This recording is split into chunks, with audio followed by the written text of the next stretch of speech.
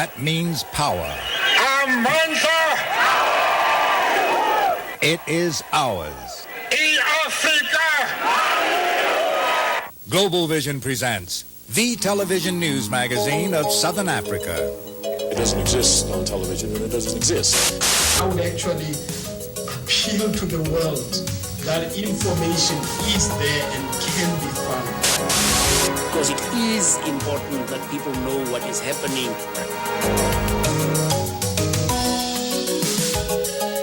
This week, South Africa Now presents these stories.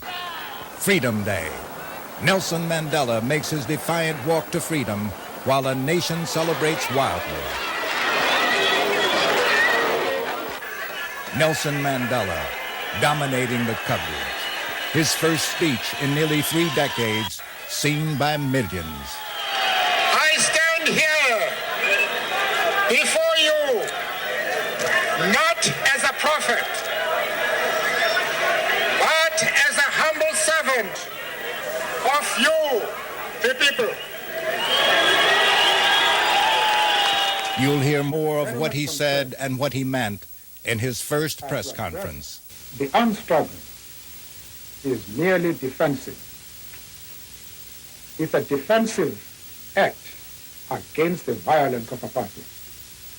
But we remain committed to peace.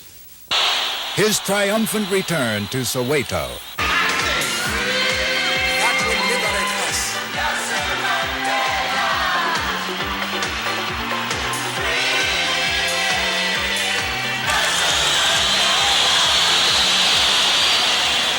All of these stories and more this week on South Africa Now. But first, the uncensored news. Dumelang. For this special show, we come to you from our newsroom. There are days when news events become world historical events, and that's what happened on Sunday, February 11th, 1990.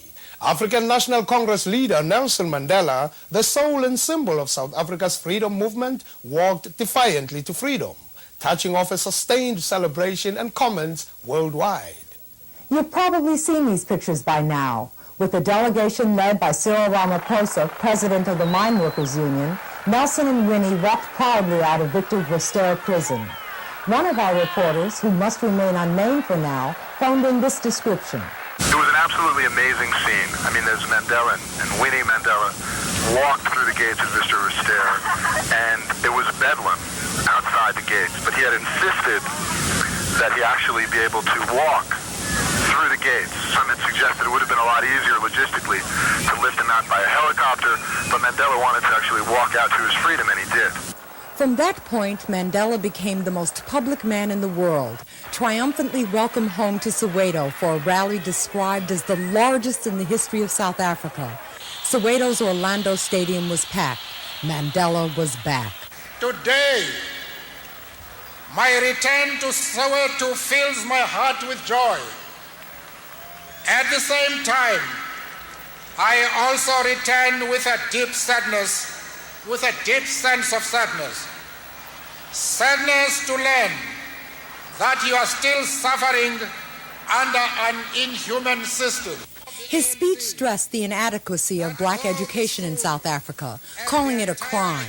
He urged the many children present to return to school. The actual process of learning must take place in the schools. I want to add my voice, therefore, to the call made at the beginning of the year that all students must return to school. His Soweto home was also a rallying point. Phyllis Crocket of National Public Radio was there. I think the need of the people here, his neighbors who live in this area, to actually see him on the front lawn of his house talking to them, to see him walk through the front door of his house. And now that that has happened, people really seem to be satisfied.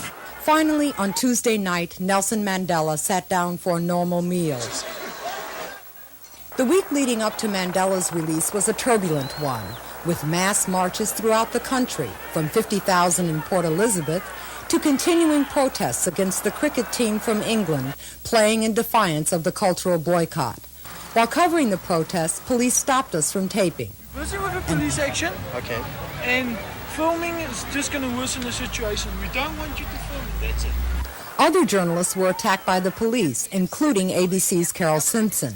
Some journalists can't even get in to cover the story.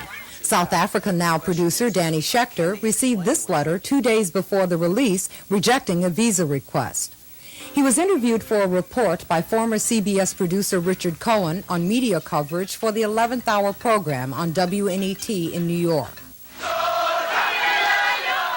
An event is not an event unless there's an anchorman present. And in South Africa this weekend, all three were there. Lift the state of emergency. What a day.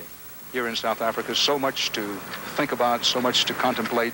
All because of this man, Nelson Mandela. American networks are competing to be the first with the ultimate celebrity interview. But reporters can no longer move freely as they cover what is perhaps the most compelling human struggle in the world. In 1986, the lid came down. As of today, it's going to be vastly more difficult for journalists to tell the world, and other South Africans for that matter, what is happening in that troubled nation. Pictures of violent repression suddenly stopped. Scenes like this, captured by CBS News cameras, had elevated the consciousness of the world.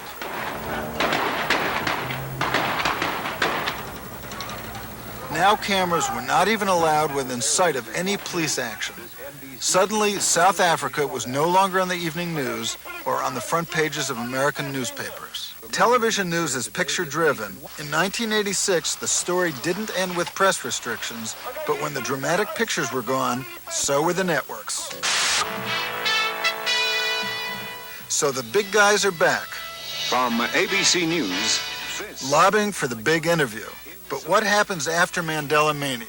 As once Mandela is no longer a novelty to be covered, and once somebody scores the, quote, big interview, at that point, I think the coverage is going to return to what it was before Mandela's release, and that is to say, very occasional. Ironically, the South African government may be ending its ban on appearing on South Africa Now. UN Ambassador Jeremy Shearar shared his reaction to the Mandela release with Charlayne Hunter-Gault for a South Africa Now PBS special. Oh yes, I was very moved. It really doesn't matter what you feel. A man who has been in prison for 27 years, for whatever reason, a prison is a prison, and when he rejoins his world and his family and his people, I think it is a very moving moment. Where does Nelson Mandela stand on the issues facing his country today? On February 12th, he held his first press conference. Our camera was there. In Cape Town, Nelson Mandela spoke to the press for the first time in almost 3 decades, flanked on his right by fellow ANC leader Walter Sisulu and his wife Albertina. To Mandela's left, his wife Winnie. Mandela addressed many issues. Negotiations. First, on conversations between the government and himself while still in prison. There has been a lot of misunderstanding about it. I have been having discussions with the government for the last 3 years on 2 separate but related questions. The first one, in which I have been negotiating with the government, was the release of my colleagues, Mr. Sisulu and others. As far as that is concerned, I have been negotiating. But the second issue has been one of a meeting between the ANC and the government. And there, I have been acting purely as a facilitator to bring these 2 major political organization bodies to the negotiating table. Second, on his role as potential negotiator. No person has the right in our organization to determine what his role is in the course of the struggle. We are loyal and disciplined members of the organization. It is the organization that will determine what role we should play. It is my intention to go to Lusaka at the earliest possible convenience. They will tell me what role I should play. On armed struggle. I have committed myself to the promotion of peace in the country. But I have done so as part and parcel of the decisions and campaigns which have been taken and launched by the ANC. There's no conflict whatsoever. There is not a single political organization in this country, inside and outside Parliament, which can ever compare with the ANC in its total commitment to peace. And the armed struggle is merely defensive. It's a defensive act against the violence of apartheid. But we remain committed to peace. And if the government gives us the opportunity, if they normalize the situation, we are ready to make a positive contribution towards the peaceful settlement of the problems of this country. On group rights and the protection of whites. The ANC is very much concerned to address the question of the concern of whites over the demands of one person, one group. And they insist on structural guarantees, that is the whites, to ensure that the realization of this demand does not result in the domination of whites by blacks. We understand those fears, and the ANC is concerned to address that problem and to find a solution which will suit both the blacks and the whites in this country. This is Emily Kasriel. There were press conferences and celebrations worldwide. New York Mayor David Dinkins seconded Mandela's call for a step up in pressure, while young and old rejoiced. The role of the international community in exerting the full weight of economic sanctions against Pretoria has never been more critical than now. Some, including the Bush administration, suggest the opposite, that the recent movement in South Africa warrants a relaxation of sanctions. They are wrong. When Mandela walked out, I was great. I mean, I felt real happy. We were jumping all over the place, and we were just happy that he was out. And soon we hope that the whole South Africa will be free. Oh, yes, it was marvelous. It was a thing that I've been fighting for a long time. There will be other celebrations in New York later this week, as there have been in cities from Boston to Tokyo, London to Lusaka. Of all the South Africans who have been waiting for Mandela, among the most passionate are the people who hang out at KAPITAN'S Restaurant in Johannesburg, where Mandela and his then law partner Oliver Tambo used to stop for lunch. Phillip Tomlinson reports. Just down the street from this magistrate court and the office building where Nelson Mandela and his partner Oliver Tambo practiced law is KAPITAN'S. Renowned for its curry and as South Africa's oldest Indian restaurant, some 28 years ago, KAPITAN'S was also Nelson Mandela's regular lunch spot.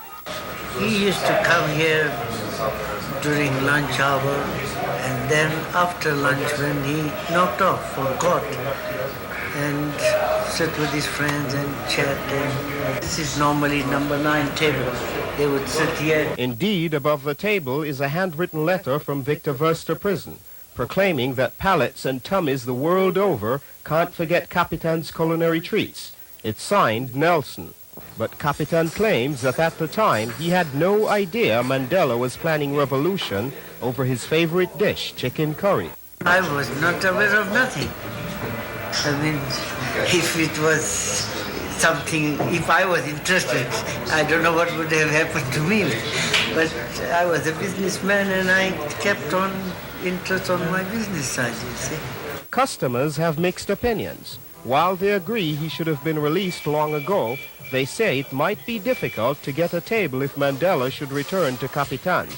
If Mandela wanted to come here, is there going to be space for anybody else in this restaurant? Still, the KAPITAN'S are anxiously awaiting their dinner with Nelson, and Mama KAPITAN is certain he'll return. Oh yes, he can never forget the curry. You ate my curry, you can never forget it, you too. For South Africa Now, this is Phillip Tomlinson reporting. You're watching South Africa Now, the television news magazine that goes behind the headlines. Just hours after his release from prison, Mandela gave his first major speech. It was televised worldwide, and many of our regular viewers may have seen it already. Aside from its eloquence, it raises political issues that may not be familiar to people not aware of the political nuances and history of Mandela's struggle. To put some of the issues in context, we turn to Mark Swilling, a policy analyst and newspaper columnist in South Africa. Today, I wish to report to you that my talks with the government have been aimed at normalizing the political situation in the country. In all conflicts, and Nelson Mandela is acutely aware of this, there cannot be a move from conflict, all-out conflict, to negotiations without a mediator. And so Nelson Mandela has defined himself as the mediator. Our resort to the armed struggle in 1960 with the formation of the military wing of the ANC, Umkhonto weSizwe,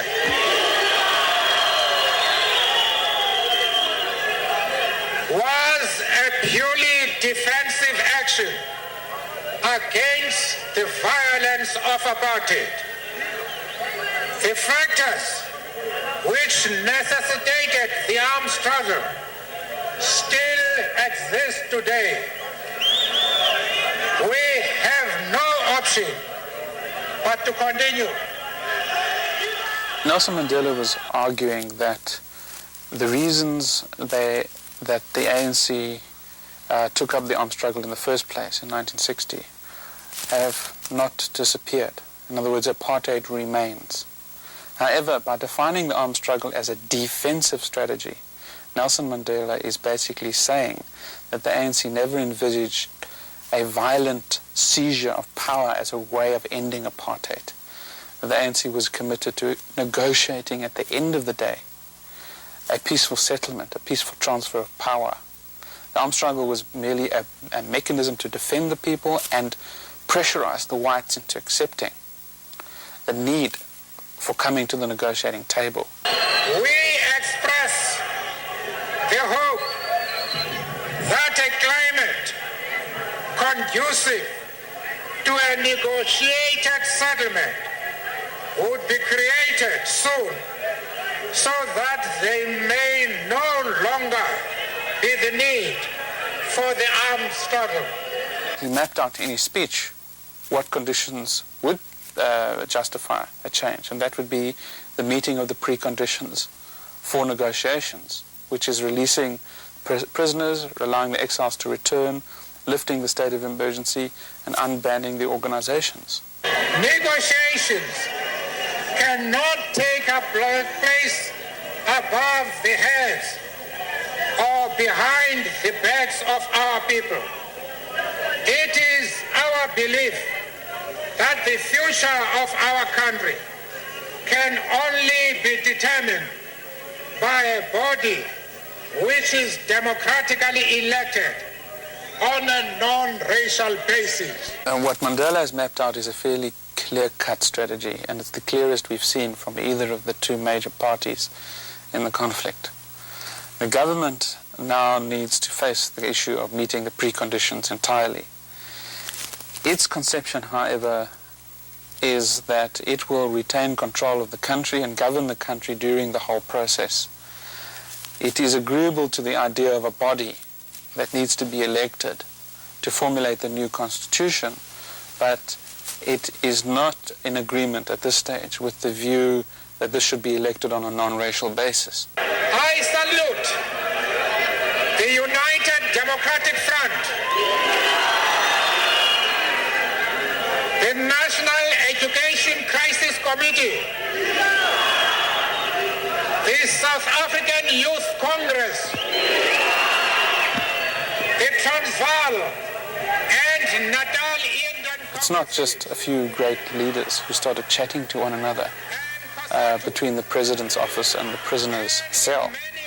It's because of mass action of a direct kind on the streets, in the workplaces, in the schools, and in the communities that have made it impossible for the government to continue to govern in the old way. I think one can say that they have never been closer on the question of negotiations, but there are some tricky, thorny issues which still need to be sorted out.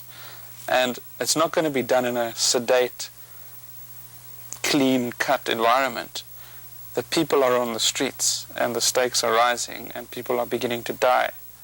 So the pressure is on, and it's not clear how that is going to affect the whole process. I have cherished the ideal of a democratic and free society in which all persons live together in harmony and with equal opportunities. It is an ideal which I hope to live for and to achieve. But if needs be, it is an ideal for which I am prepared to die. The boldness of Mandela's commitment to being a mediator was extremely surprising and moving. Moments like this in history, the decisions of individuals do count, in particular individuals like him. And I think he's extremely courageously taken on that role because no one else could have. And as a result, it would have been less likely that this conflict would have moved into the negotiation phase that it is now going into. So this man matters. You're watching South Africa Now. Coming up next, our culture segment, featuring the best music, film, drama, and artistic expression from Southern Africa. Throughout the almost 30 years Nelson Mandela has been in prison, his message has continued to influence and affect millions, including a whole generation of people who had never even seen him before. Their passion for the man was often expressed through music. Free Nelson Mandela was recorded in the early 80s and performed in London by the group Special AKA. It is now a song of celebration. How different it feels now that he's free. Free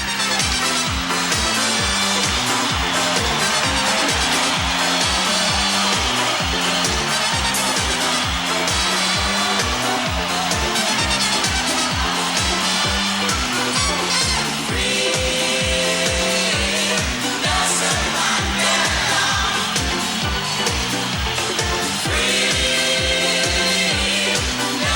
Mandela.